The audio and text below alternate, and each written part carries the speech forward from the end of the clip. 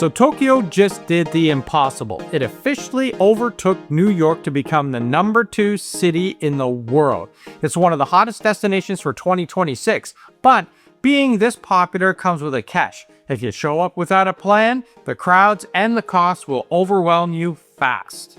We're taking you through the classic Tokyo experience, from the world's tallest tower to hidden 100-year-old shrines, to see if the hype is actually real. If you're planning your first trip to Tokyo in 2026, this is your survival guide. And before you even start, do yourself a favor and get the practical stuff sorted. Use the Visit Japan website before arrival, grab a Suica or another IC card for easy transit, and look at a Tokyo subway ticket if you're planning a lot of sightseeing in one day. That way, once you hit the ground, you can spend less time fumbling with machines and more time actually enjoying Tokyo. And remember, as of 2026, Japan's tax-free system has changed to an airport refund model, so keep those digital receipts ready on your phone. Let's go shopping and save some money! Tokyo Skytree still absolutely earns its place on a first-time Tokyo itinerary. At 634 meters, it's one of the city's signature landmarks and one of the easiest ways to understand just how enormous Tokyo really is. And if you're staying nearby or already exploring this part of the city, it makes perfect sense. The views are huge. The whole Solomochi area at the base has shopping and food, and it's an easy place to spend a few hours. Easily. Okay, if you want to get that iconic shot of the Tokyo Skytree, you want to come down to the Jukan Bridge because you get this gorgeous reflection in the canal and sunset behind the tower. Nice. But in 2026, we should let you know this. A lot of travelers are now comparing every Tokyo view to Shibuya Sky. And fair enough, Shibuya Sky has become one of the city's most in-demand viewpoints because it has an open-air deck right in the middle of Shibuya. And yes, people book it ahead for sunsets. The deck sits 229 meters above the city, and the official guidance says online advance tickets can be up to 300 yen cheaper than buying at the counter. If you want the classic wide view of Tokyo and a look at one of these city's greatest icons, Skytree still absolutely works. However, Shibuya Sky has become one of Tokyo's biggest must-book viewpoints, especially for sunset. And if you want that straight-down view of Shibuya Crossing, Meg 7 is still a great stop. Come on to the Meg 7, it's such a great view of the Shibuya Crossing. Shibuya Crossing is the #1 attraction in Tokyo. It's amazing to watch, it's amazing to cross, and it's worth hanging out in the area for a few hours. You have to come down to Shibuya Crossing. It is the busiest crossing in the world. New York, eat your heart out. All right, we are about to cross the busiest intersection in the world. Are you ready? I am. Oh, watch this, everyone. Organized chaos, people. How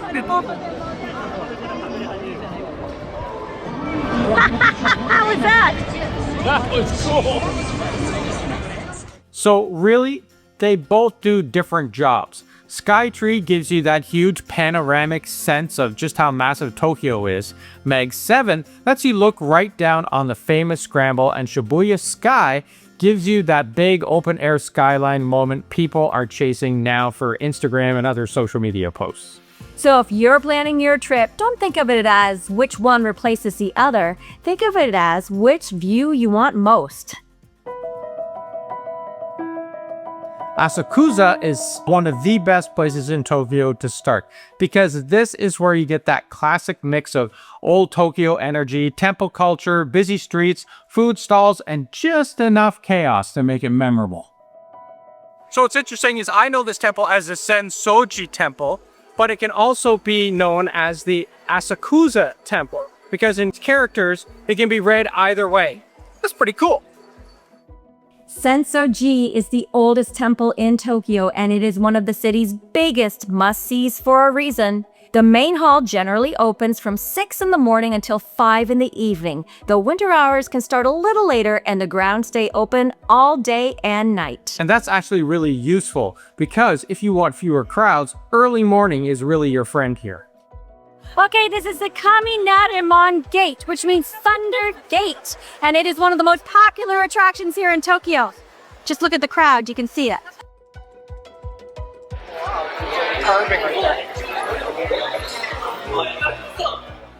And if you want one of the best free views in the area, go straight across to the Asakusa Cultural Tourist Information Center.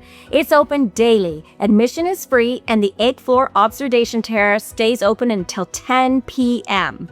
That is a great little insider tip, especially if you want a higher view over the temple and the neighborhood without paying for another viewing tower. So, this is not just a quick temple stop either.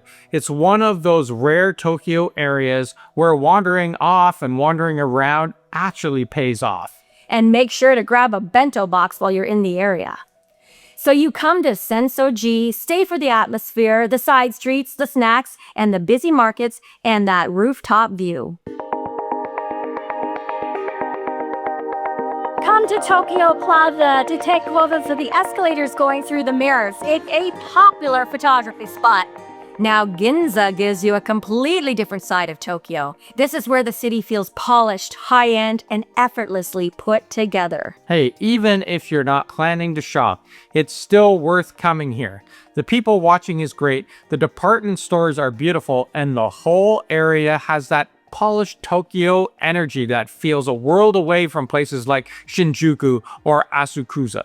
Ginza is luxury Tokyo, but it's still fun, even if your wallet's just there for emotional support. Meiji Jingu is one of the easiest places to recommend in Tokyo because it gives you a completely different side of the city. 1 minute you're in the middle of the biggest urban machine on earth, and the next you're walking through a forested shrine complex that feels calm, spacious, and miles away from all that noise. It's free to visit, it's open every day, and the hours follow sunrise to sunset. Meiji Shrine stands within a large park with walking paths, temples, and gates. It is to honor Emperor Meiji, the first emperor of modern Japan. And Tokyo at night is really all about choosing the right neighborhood. This is when the city really comes alive. Yeah, so if you want that classic Tokyo after dark energy, Shinjuku is a great place to start. Stays lively way late into the evening with the bright lights of Kambuchiko, the tiny bars of Golden Gai, and the food alleys around Omode Yokocho. Shinjuku is really a cool area. This is where all the nightlife happens, where you find the karaoke bars, where you find all of the people that are dressed up in anime. There's a walking street here. Oh, and you also will see Godzilla too. Godzilla Road. Oh yeah, there's Godzilla out there, see?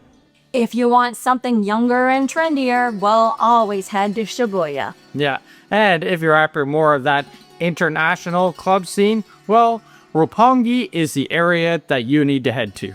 The nice thing about Tokyo is that every neighborhood has its own personality, and it's all easy to get to by metro.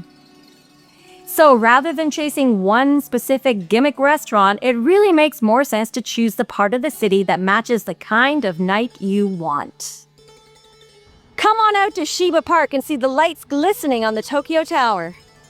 Shiba Park is located in the Minato district, and every pathway has excellent views of the Tokyo Tower. Tokyo Tower was the first skyscraper in Tokyo and was the highest tower until Tokyo Skytree was built in 2012. We're heading to the High Shrine, which is one of a number of shrines here in Tokyo. What makes it so interesting is it has these great gates. It's pretty cool. Now, a shrine with an escalator. This is my kind of place, right? Look at all those stairs. Not for us. High Shrine in Asakusa sits in the center of Tokyo. It's famous for its red Torii Gates tunnel. There are nearly 3,000 shrines in Tokyo, and it's easy to visit several in one short trip.